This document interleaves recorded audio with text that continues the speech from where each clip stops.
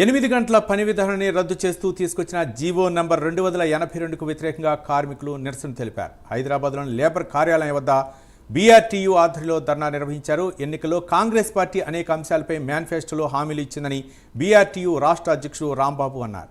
8 గంటల పని విధానాన్ని రద్దు చేసిన కాంగ్రెస్ ప్రభుత్వం 10 గంటలకు చేశారని ఆరోపించారు.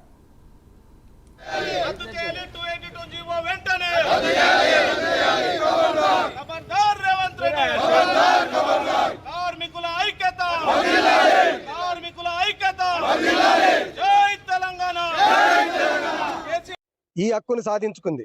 భారతదేశంలో 1930కి పైనుంచే ఈ 8 గంటల పని విధానం అనేది అమల్లో ఉంది.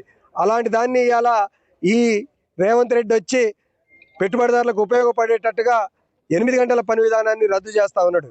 దీన్ని మనం తీవ్రంగా వ్యతిరేకిస్తూ ఉన్నాం.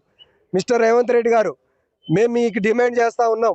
మీరు ఇప్పటికే ఇచ్చిన మాట అమలు చేయలేదు. కనీసం జీతాలు పెంచుతున్న మాట అమలు చేయకపోగా ఇచ్చే జీతాలను కూడా నెల మొదటి వారంలో ఇవ్వట్లే. అనేక ప్రాంతాల్లో ఇవాళ 2 నెలలు 3 నెలల నుంచి జీతాలు రావడం లేదు.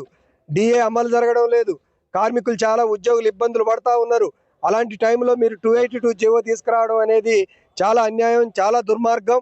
అందుకని వెంటనే ఈ జీవోని ఇప్పటికైనా అమలు చేయకుండా వెంటనే ఉపసంహరించుకోవాలని మేము డిమాండ్ చేస్తూ ఉన్నాం.